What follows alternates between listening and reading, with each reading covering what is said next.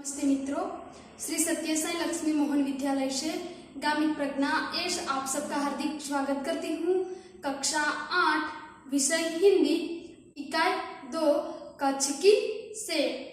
लेखक है हरेश धोलकिया और साहित्य प्रकार है यात्रावृत्त। बच्चों, आज हम इस इकाई के बारे में जो बाकी इकाई है उनके बारे में समझेंगे।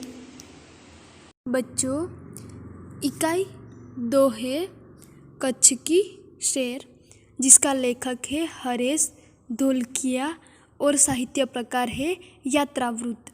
बच्चों, प्रथम वीडियो में हमने इस इकाई का प्रथम भाग यानी कि पेज नंबर 11 और पेज नंबर 12 पर हमने कच्छ के बारे में जो बात की गई है उनके बारे में हमें देखा था।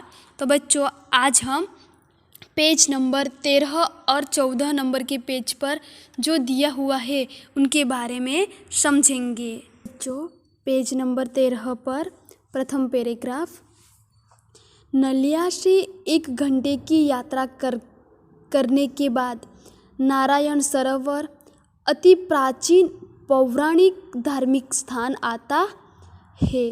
तो नलिया से 1 घंटे की यात्रा करने के बाद नारायण सरोवर एक अति प्राचीन पौराणिक और धार्मिक स्थान आता है।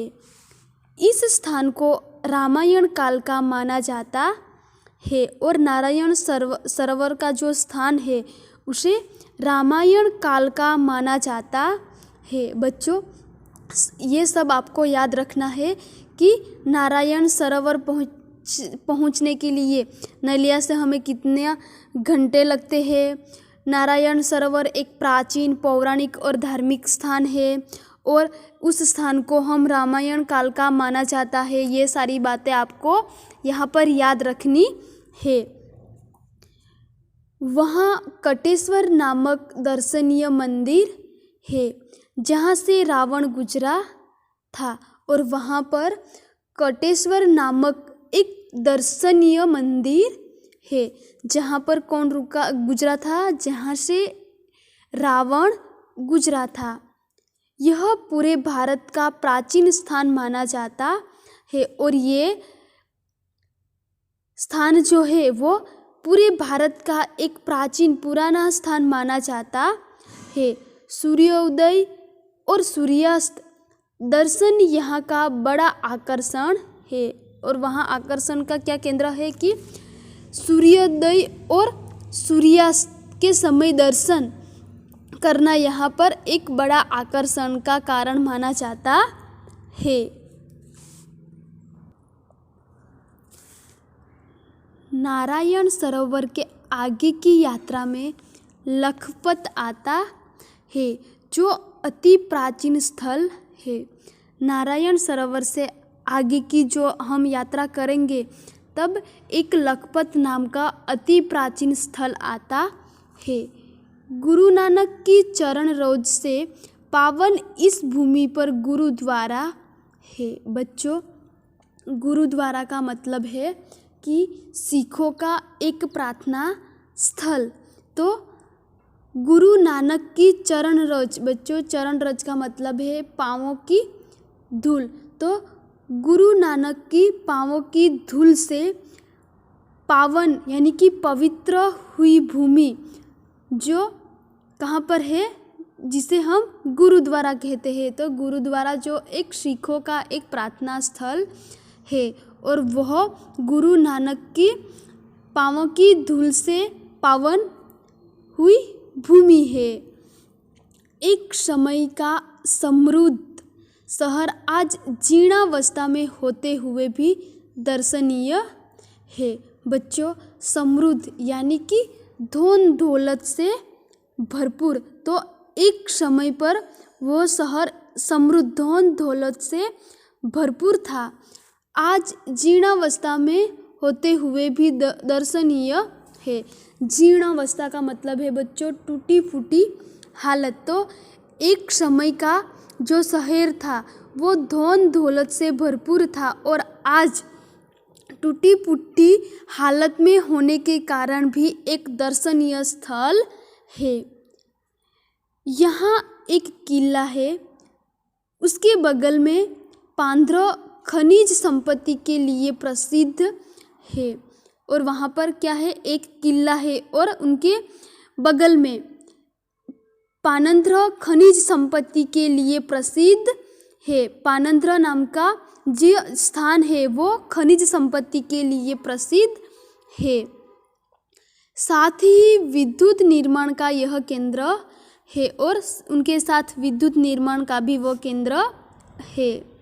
लखपत से मध्य कच्छ की ओर बढ़ने पर हाजीपीर मुसलमानों के लिए श्रद्धा का केंद्र आता है। और यहाँ पर हमें नारायण सरोवर से लखपत से मध्य कच्छ की ओर आगे बढ़ने पर क्या आता है, हाजीपीर नाम का मुसलमानों के लिए एक श्रद्धा का केंद्र आता है।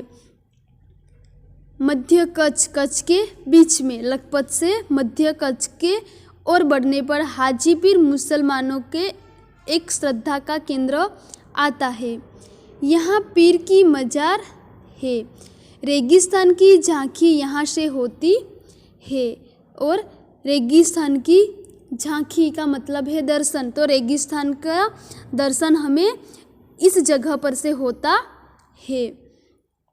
रास्ते में माता का मठ नामक धार्मिक स्थान है और रास्ते में माता का मठ नाम का एक धार्मिक स्थान भी आता है, जहाँ नवरात्रि के पर्व पर लोग पदयात्रा करते हुए श्रद्धा भाव से दर्शनार्थ आते हैं। बच्चों, पद यात्रा का मतलब है चलकर की जाने वाली यात्रा।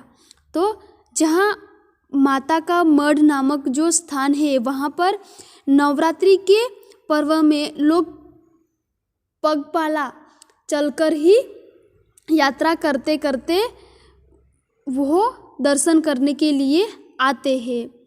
आगे नखत्राना प्राकृतिक नज़ारों का केंद्र बना है और उनके बाद आगे चलकर हम देखते हैं तो क्या आता है, नखत्राना एक प्राकृतिक नज़ारों का केंद्र बना हुआ है। रास्ते में चक्स पुरेश्वर मंदिर वांढाई जैसे मनोहारी प्राचीन स्थान है। और जब हम रास्ते में आगे बढ़ते हैं तब चक्स पुरेश्वर मंदिर वांढाई जैसे मनोहारी प्राचीन स्थान भी हमें देखने लायक मिलते हैं।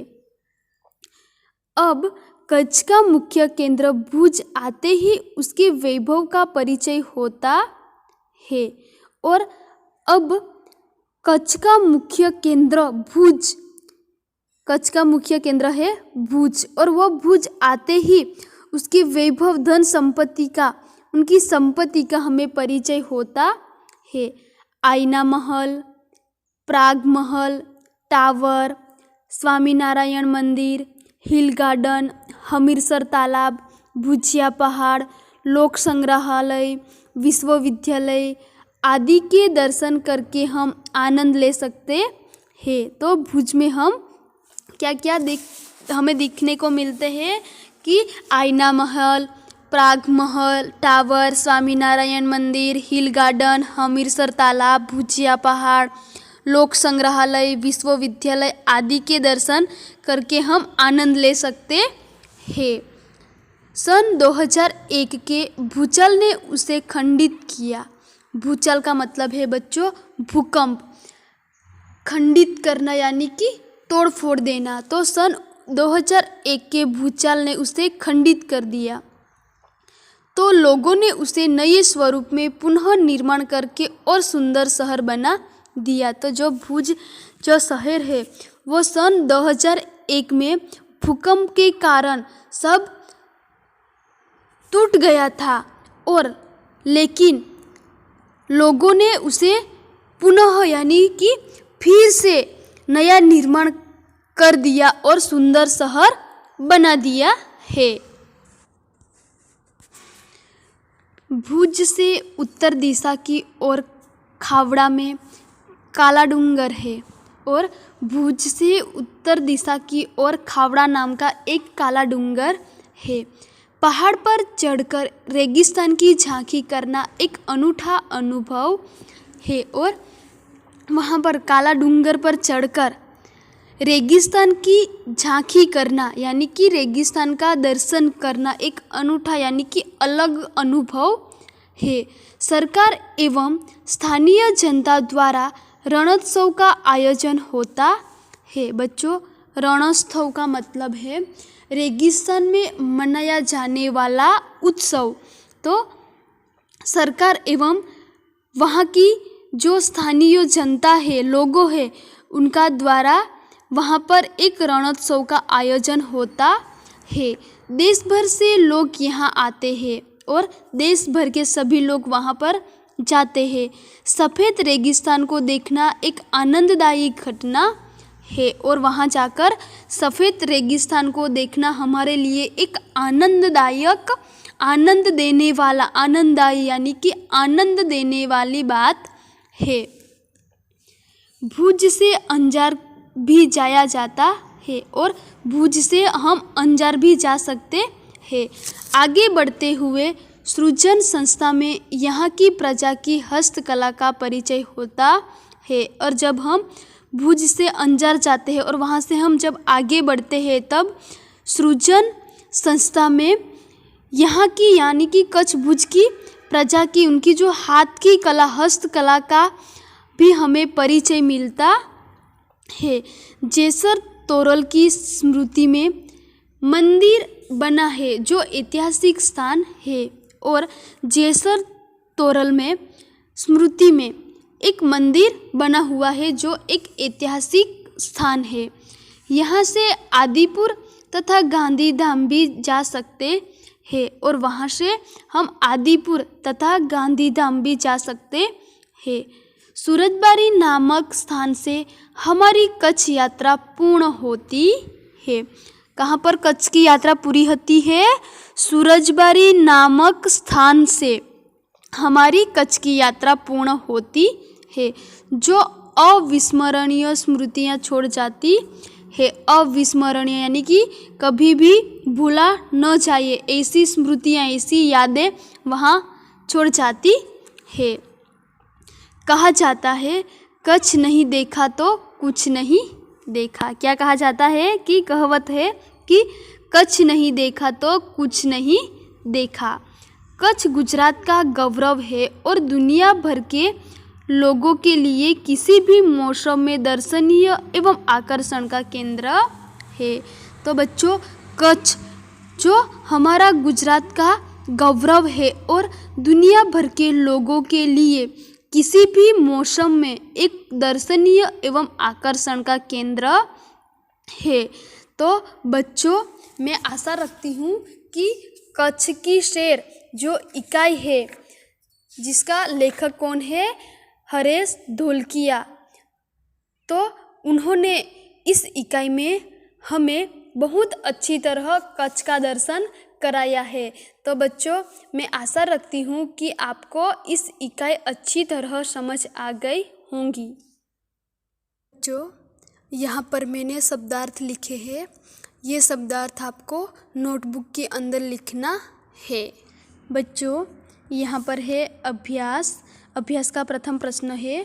प्रश्न 1, निम्नलिखित मुद्दों के संदर्भ में 4-5 वाक्य लिखिए। पहला है मरुभूमि यानी कि रेगिस्तान, उनके बारे में हमें 4-5 वाक्य लिखना है। जैसे कि रेगिस्तान जो एक प्रदेश है जिसमें दूर दूर तक रेत ही रेत हमें दिखाई देती है और इसलिए उसे हम मरुभूमि या तो रेगिस्तान कहते हैं। मरुभूमि में वर्षा बहुत कम या बिल्कुल नहीं होती। इसी प्रकार हमें मरुभूमि के बारे में लिखना है। उनके बाद है दूसरा, कच्छ के 3 बड़े शहर।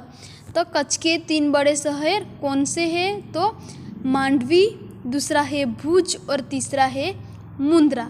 तो मांडवी एक अत्यंत सुंदर बंदरगाह है और वह बड़ा एक प्राचीन नगर है।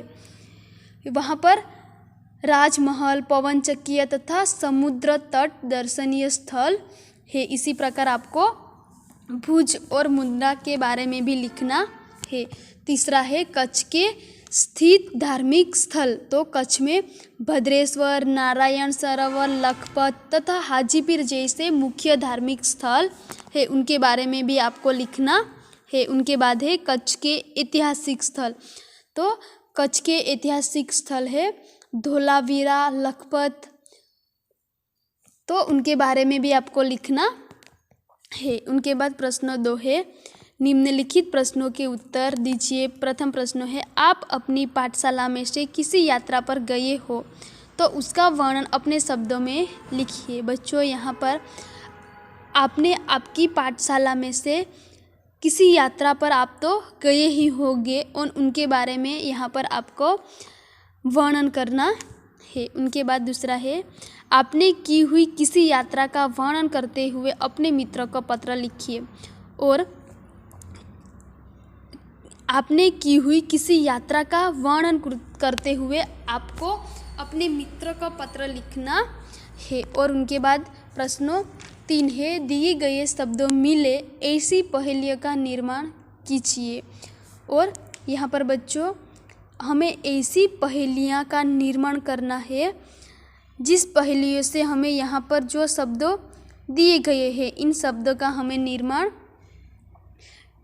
इन शब्दों हमें मिल सके। जैसे कि आकाश में रहता हूँ, रात भर चमकता हूँ, दिन में छिप जाता हूँ, सूर्यास्त होने के बाद फिर निकल आता हूँ, चमचम चमकता हूँ, रहता हूँ मन, प्यारे बच्चे बतलाओ मैं हूँ कौन, तो वो है सितारा। उनके बाद है गणपति जैसा मुँह है मेरा, काया खूब विशाल, सबसे बड़ा जानवर हूँ मैं, मस्त है मेरी चाल, वो है हाथी। तो इसी प्रकार हमें पहेलिया का निर्माण करना है। उसके बाद बच्चों यहाँ पर है स्वाध्याय। पहला प्रश्न है दिए गए शब्दों को शब्दकोश के क्रम में लिखिए। तो बच्चों यहाँ पर जो शब्द दिए हुए हैं इन शब्दों को हमें शब्दकोश के क्रम में लिखना है। उनके बाद प्रश्न 2 है इस पाठ में आए प्रशंसनीय शब्दों की सूची बनाकर उनका वाक्य में प्रयोग कीजिए। तो बच्चों प्रशंसनीय शब्द हमें इस पाठ से ढूंढना है और उनका वाक्य में प्रयोग करना है। जैसे कि हम एक शब्द लेते हैं अधीक्षक, जो एक प्रशंसनीय शब्द है, तो उनका वाक्य हम कैसे बनाएंगे कि मैं थाने में जाकर अधीक्षक से मिला। उनके बाद दूसरा शब्द है प्रभाग, उनका वाक्य बनेगा फिल्म प्रभाग आज बंद था। इसी प्रकार आपको दूसरे वाक्य भी ढूंढना है और वाक्य प्रयोग करके लिखना है। प्रश्न 3 है नीचे दिए गए विशेषणों का वाक्य में प्रयोग कीजिए। तो यहाँ पर जो शब्द दिए हैं वो विशेषण के रूप में दिए हुए हैं। इन विशेषणों का हमें वाक्य में प्रयोग करना है। प्रथम शब्द है दयावान, उनका वाक्य बनेगा राजा बहुत दयावान था। दूसरा है मूल्यवान, तो समय सबसे मूल्यवान वस्तु है। तीसरा है कृपालु, संत कृपालु होते हैं। इसी प्रकार आपको अन्य शब्द का भी वाक्य में प्रयोग करना है। चौथा है दिए गए परिच्छेद का हिंदी में अनुवाद कीजिए। तो यहाँ पर जो परिच्छेद दिए हुए हैं इन परिच्छेद का अनुवाद आपको हिंदी में करना है। उनके बाद प्रश्न 5 है अपूर्ण कहानी पूर्ण कीजिए। तो यहाँ पर जो कहानी दी हुई है उन कहानी को आपको पूर्ण करना है। तो बच्चों आपको अभ्यास और स्वाध्याय का सभी प्रश्नों होमवर्क में लिखना है।